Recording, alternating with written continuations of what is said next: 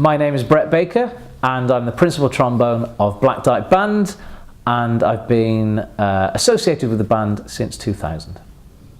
My father was a trombone player, sounded like a chainsaw, and played in the local TA band, the Monmouthshire Royal Engineers, which is a group that doesn't exist anymore. And he played in the local village band, and this is a true story. I used to go playing football, rugby, cricket, boxing, judo, snooker, and my dad used to say, well, you're rubbish at all these things. So he took me down to the local band at the age of 10 and said, maybe give this a go and see if you can play the trombone. And the trombone was the one thing that I could do better than him, so I carried it on for a little bit. Strangely enough, one of my teachers that used to come over to my house when I was probably about 13, 14, once said to me, you're doing really well, you're becoming a really good player, you're practicing hard, one of these days you're going to play for Black Dyke. I had no idea what she was on about. So I had to look them up because I had no idea who the band were and what they were all about.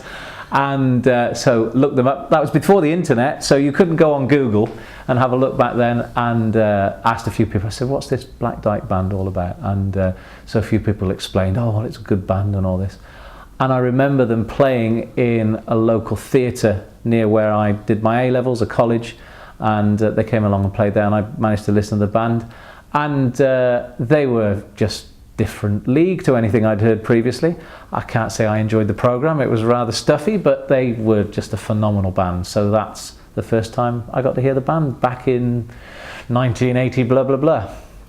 Memories. We've been very fortunate, or I've been very fortunate, to play abroad with the band a number of times, and the ones I think that stick out in my memory would be 2 trips to Bermuda.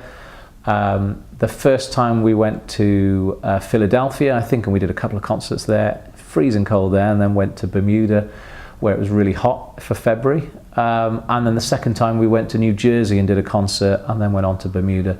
They were just fabulous times, and I think, yes, there's concert performances that stick out in my mind, but they were great events socially as well as musically, so that was the great thing about that. I think when you think about contests, normally your first ever contest performance with a band is something that you remember, and so my first open with Black Dyke was in 2000, and it was a Michael Ball piece. It was called All the Flowers of the Mountain, I think, something like that, and I just remember how confident the band was going on stage and just delivering a performance. It was really quite special. We didn't win that day. That wasn't the point. The year after, in the Albert Hall, we played Albion, and I remember that performance really well. I remember just buzzing during the performance and thinking how good everything was, and then coming off stage and getting a win that day. So it always tends to be those first experiences of the band that stick in my mind, and that's 16, 17 years ago now. Challenges or difficulties? Getting to band is probably the biggest challenge, really, because I live about an hour and 20 minutes away. My work has varied over 17 years of being anything from 2 hours away from band to an hour from band, so just getting physically to the band room or getting to recordings. My biggest challenge was doing the Wilfred Heaton trombone concerto, which is about 23 minutes long, at Morley Town Hall, and driving the car out of a garage after it's just been serviced and the radiator falling out. And so I then had to get a taxi from Stockport to the band, which cost me an awful lot of money, just to be able to play this concerto and then get myself back home and sort my car out. So that's probably my biggest challenge, is getting to band.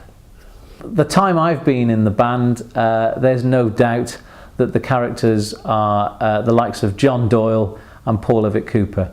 And there is never a dull moment when you're in a band with those guys. I've known both of them in other bands previous to joining Black Dyke, but they are a joy and a nightmare to be with at the same time. In the National Youth Band, Roy Newsom was the conductor, and was quite influential in sort of saying to me that, you know, I should maybe travel up north and I should maybe think about going to Salford and things like that.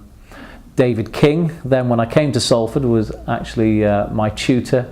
So I did a business economics degree, but I was lucky in that I could go and have lessons off Dave, my travelling just over the road. And if I was very good and I played in the band, I'd get a free lesson. So did that for a couple of years.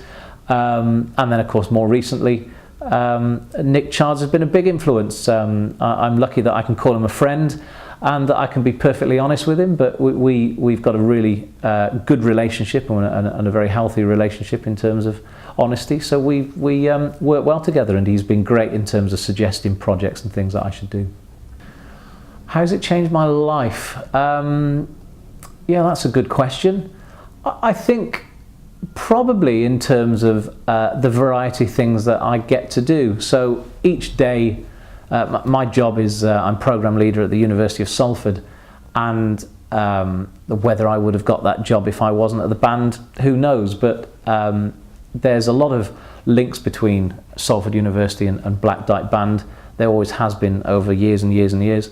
And the good thing about the band is that one minute you can be playing in Carnegie Hall, the next you can be in Morley Town Hall, and the next moment you can be doing something on the moors in Yorkshire, playing Ilkley Moor Bar Tat, and then you're in Australia playing at one of the huge halls there. So it's the variety, I think, and the fact that you get to do lots of very different and interesting things. It's never the same. Each concert is very, very different, and I'm glad of that, because I get bored very easily. Black Dyke, I think, is an icon. I think it's a band. When I was very young, I'd never heard of them, but if you say to anybody that I went to get my hair cut today, and they said, "What do you do then as a living?" I said, "Oh, well, I lecture at a university and I play in a band." And so the first thing they think is pop band, and then I said, "No, I play in a brass band." So they started, "Yeah, oh well, I don't know much about brass bands. Which one is it?" And then you suddenly say Black Dyke Band. Most people have heard of that band, and there's an association, I think, with that band of contest successes and excellence, and I think other bands strive to try and be what Black Dyke is, and that's a great thing. It's when you sit in that seat, you feel that there's a certain amount of ownership, where you're holding on to that position and trying to make things as good as possible for the next generation. And I very much feel that there is that sense of trying to pass things on to the next generation in the band ethos. I mean, my job at the university is that we've got 2 brass bands and a wind band there, and things are very healthy in the band, and things are very healthy on the course. But how that translates to what's going on outside, you've got some bands that are very successful, you've got some bands that are struggling at the moment, and I think it's a moving target. So it's very difficult to know where things are going to go. I would hope that bands will become more connected with the audience and start thinking a little bit more about how they can get the next generation listening to the pieces that they play, and they can maybe be a little bit less insular. But in terms of what will happen next, not really sure. Practice like mad, and remember to enjoy what it is that you do. It's really important that you enjoy playing, and that sometimes you have to remember that whilst you're doing all the difficult things that practice is not always the most interesting thing to do, but it can be, and it's just remembering to enjoy the good times and get out there and meet as many people as you can, and ask questions about playing, ask questions about pieces that other people have played, and remember just to keep asking questions and pestering people. I think that's the advice I'd give. It's been a real pleasure playing in the band. I mean, I had a bit of a sabbatical a few years ago, and that was good for me, actually. It gave me a little bit of context and time to reflect, and it's actually really good being back playing with the band. I certainly missed my mates on the section, Gary and Adrian, and so no, it's been really good being back playing in the band and being involved in the projects that they're doing. So whereas I thought that maybe I'd got a shelf life and it was time to pack in, I'm actually really enthused at the moment. I think I've maybe got quite a few more years to give, which is a great feeling. The band and I are involved in a project at the moment where we're going to put a couple of charts down, and I've actually, rather than trying to be too clever about it, I'm just putting in pieces that are good pieces of music that I enjoy playing. So that CD will come out next year. probably September next year, something like that. And we're working on it at the moment, quite a few big pieces on it, but yeah, it's going really well.